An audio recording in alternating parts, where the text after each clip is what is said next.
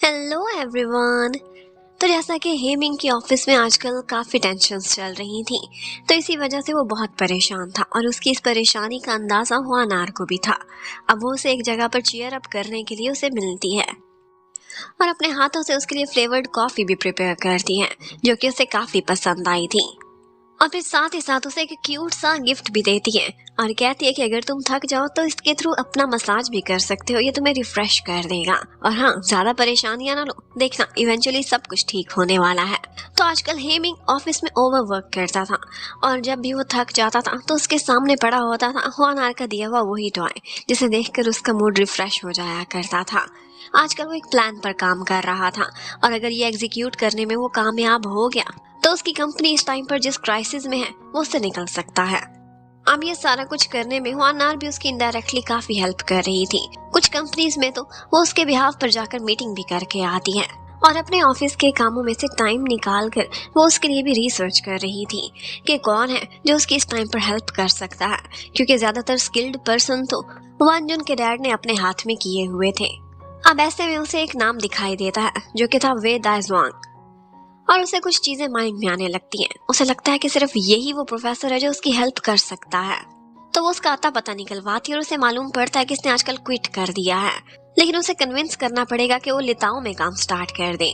जबकि उधर हमें दिखाते हैं कि हेमिंग के डैड उससे मिलने के लिए आते हैं, उसे काफी डांटते हैं और कहते हैं कि अभी भी जाओ, टाइम बचा हुआ है, जाकर उनसे माफी मांग लो, उनसे रिश्ता जोड़ लो। लेकिन वो झुकने वालों में से नहीं था और यहाँ पर उसके अंकल ली भी आते हैं और उसके साथ अपनी सपोर्ट शो करते हैं और कहते हैं कि इस महीने के एंड पर आपका बेटा आपको जरूर कोई गुड न्यूज देगा, इसके पास प्लान रेडी है, बस एक आदमी की तलाश है। और उस आदमी के साथ उसकी मीटिंग फाइनली हुआनार ने फिक्स करा ही दी थी। उसे मालूम पड़ा था कि वो एक होटल भी चलाता है, लेकिन वो बहुत रूरल एरिया में था और शहर से बहुत दूर, तो वो दोनों ड्राइव करते हुए उधर ही जा रहे थे। हेमिंग को तो विश्वास ही नहीं हो रहा था कि हुआनार मेरी इतनी हेल्प क्यों कर रही है और यहाँ पर बातों ही बातों में वो उसके अंदर इतना खो जाता है कि एक टर्न लेना भी भूल गया था और फिर उसे यू टर्न लेना पड़ता है। कहीं ना कहीं हुआनार उसके दिल की धड़कनों पर अपने काबू चलाने में कामयाब हो ही चुकी थी। अब फाइनली वो लोग उस होटल में पहुंचते हैं, जो कि दिखने में तो काफी आउटडेटेड टाइप का था और अंदर जाकर जब उसका पता पूछते हैं तो उन्हें मालूम पड़ता है कि वो बहन भाई तो अभी वापस आए हैं और आजकल वो अपना असली काम छोड़ एडवेंचर्स पर लगे हुए थे। यहाँ पर वो लोग मिस्टर वे को देखते हैं, लेकिन वो कोई भी कंसर्न नहीं रखना चाहता था किसी भी ऑफर से। वो उनको तुरंत ही रिजेक्ट कर देता है। लेकिन यहाँ पर जब अपनी बाइक स्टार्ट कर रहा था तो उसके टायर के साथ लगा हुआ मड उड़कर जाने वाला था हुआनार पर, लेकिन हेमिंग बीच में आकर उसे प्रोटेक्ट करता है और खुद सारा गंदा हो गया था। अब उनकी अपनी ये गलती थी तो वो दोनों बहन भाई उनसे बात करने के लिए राजी हो जाते हैं, लेकिन वो जैसे ही अपनी ऑफर देता है और इस तरह की प्रोडक्शन की बात करता है तो वो चीजें उस जमाने में टैबू समझी जाती थी। मिस्टर वे तो उसे तुरंत ही इनकार कर देता है और कहता है कि लेडीज के सामने तो इस तरह की बातें ना करें। लेकिन हेमिंग का कहना था कि ये सब नेचुरल है, हम इस बारे में बात करते हुए क्यों शर्माते हैं। और जो उसकी थॉट्स थी वो वे की सिस्टर को काफी अच्छी लग रही थी। अब इतने में हुआनार जाकर उनकी बाइक देखती है। वो तो फ्यूचर से सब कुछ देख कर आई हुई थी, तो उसे पता था कि इसके एडवांस्ड मॉडल्स कैसे हैं और इसकी परफॉर्मेंस को कैसे इनहेंस किया जा सकता है। यहाँ पर वो उसे काफी अच्छी टिप्स देती है, जिसकी वजह से वो बहन भाई उसके साथ काफी क्लोज हो जाते हैं और उससे कहते हैं कि तुमसे मिलकर, तुमसे बात करके काफी खुशी हुई है। अब वो लोग उन्हीं के ही होटल में स्टे कर रहे थे कि शायद एक दफा और बात करने का कोई मौका मिल जाए, क्योंकि कल तो ये दोनों बहन भाई अपने ट्रिप्स पर जा रहे हैं। शायद आज की रात में कोई ऑफर दे और ये एक्सेप्ट कर ले। लेकिन वहाँ पर सिर्फ एक ही कमरा अवेलेबल था। हुआनार को तो कोई एतराज नहीं था, लेकिन हेमिंग काफी शर्मा रहा था, कहता है अप्रोप्रिएट नहीं। लेकिन हुआनार उससे कहती है ये चांस फिर हाथ नहीं लगेगा और मैं तुम्हें खा नहीं जाऊंगी, क्यों डर रहे हो। अब उनको रूम नंबर 319 मिला था, लेकिन यहाँ पर 6 एक्चुअली 9 बना हुआ था और वो था एक स्टोर रूम, जहाँ पर वो अंदर जाते हैं और अंदर लॉक ही हो जाते हैं। एक दफा तो हुआनार बहुत डरती है, उसे लगा था कि यहाँ पर कोई रैट है, लेकिन कोई रैट नहीं था। वो घबरा कर उसके काफी क्लोज हो गई थी। लेकिन ऐसे मोमेंट पर हेमिंग उसे संभालता है और उसके बाद अपने असिस्टेंट को कॉल करता है कि किसी तरह से इस होटल वालों को कांटेक्ट करो और बताओ कि हम कहाँ लॉक हो गए हैं। अब यहाँ पर हेमिंग उसकी काफी तारीफ कर रहा था और हुआनार थी कि ब्लश कर रही थी और सोच रही थी कि इसके दिल में मेरी पसंदीदगी बढ़ रही है। लेकिन इतने में ही कोई आता है और दरवाजा खोल देता है और वो मन ही मन सोचती है कि टाइमिंग कितनी खराब थी। उनको उनके रूम में शिफ्ट कर दिया जाता है। अब पता चलता है कि मिस्टर वे तो कहीं आज रात अपने फ्रेंड्स के पास जा रहे हैं, लेकिन उसकी सिस्टर यहाँ पर है और वो लोग बारबेक्यू पार्टी भी कर रहे हैं, जहाँ पर ये दोनों भी इनवाइटेड हैं। अब रात को वो उसके सिस्टर के पास बैठे हुए थे। वो लोग खुलकर काफी सारी बातें करते हैं। यहाँ पर हेमिंग ये भी बताता है कि उसके क्या थॉट्स हैं और वो ये सारा कुछ सिर्फ बिजनेस के लिए नहीं कर रहा, बल्कि पब्लिक अवेयरनेस भी उसका एक टारगेट है। जिस तरह की उसकी थॉट्स थी और जिस तरह का उसका इम्प्रेशन था, ये सारा कुछ उसकी सिस्टर को बहुत पसंद आता है। वो पूछती है कि तुम इतने श्योर कैसे हो कि तुम्हारा ये प्लान सक्सेसफुल जाएगा। तो हेमिंग का कहना था कि आजकल जो जो बात मुझे वार्नर ने कही है वो वाकई पूरी हुई है, मुझे इस पर ट्रस्ट है।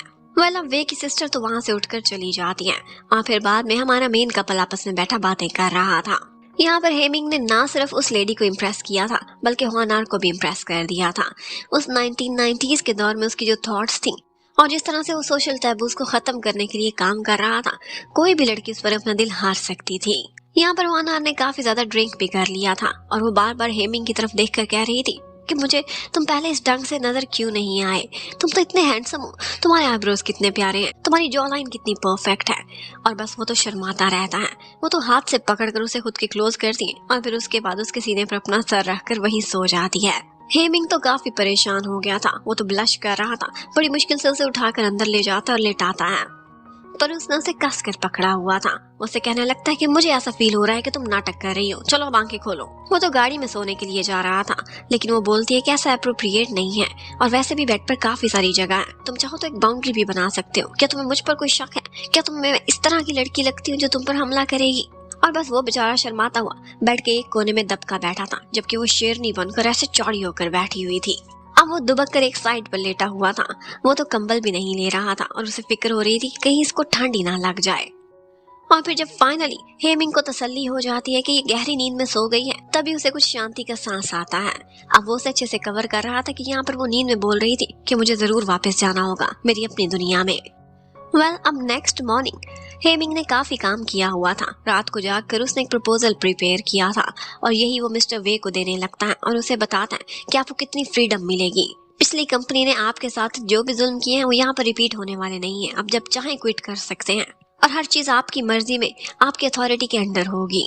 और यहीं पर ही उसे पता चलता है कि मिस्टर वे को नहीं बल्कि मिस वे को पटाने की जरूरत थी, जो कि वो पहले ही कर चुका था।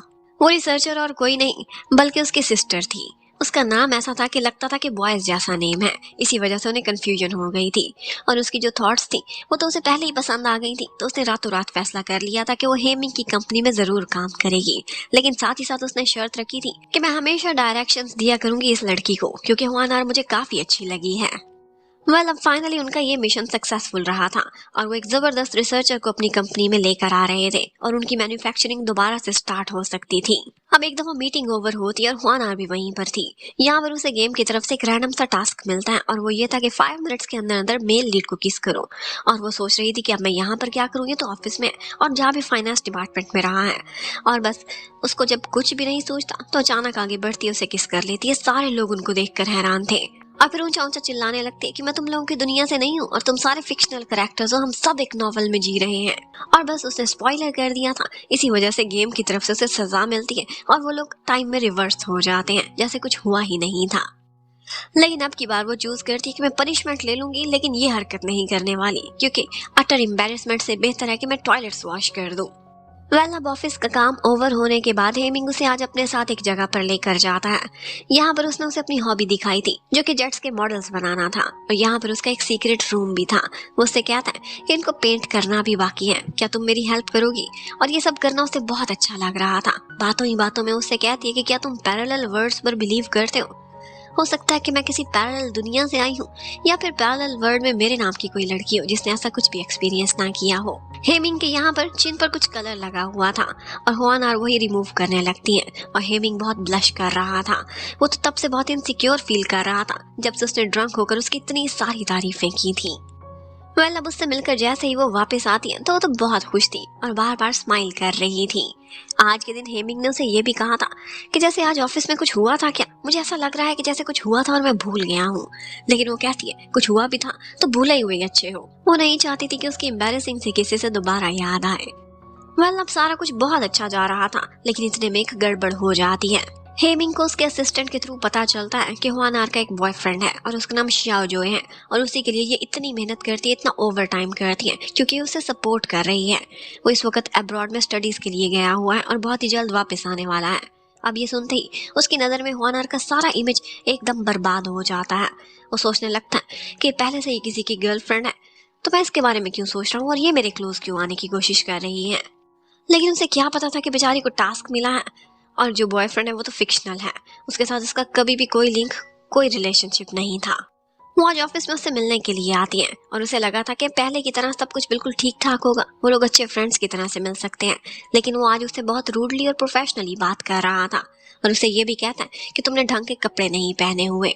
अब वो जाकर सोचने लगती है और अपनी कोलीग से पूछती है कि एकदम इसके रवैये में इतना बदलाव क्यों आ गया है। कोई था जो मेरा बहुत अच्छा फ्रेंड बन चुका था लेकिन एकदम फासला कर रहा है। बस वो यही सोच रही होती है कि यहाँ पर ये पार्ट खत्म होता है। नेक्स्ट क्या होगा ये देखने के लिए स्टे कनेक्टेड। Bye bye.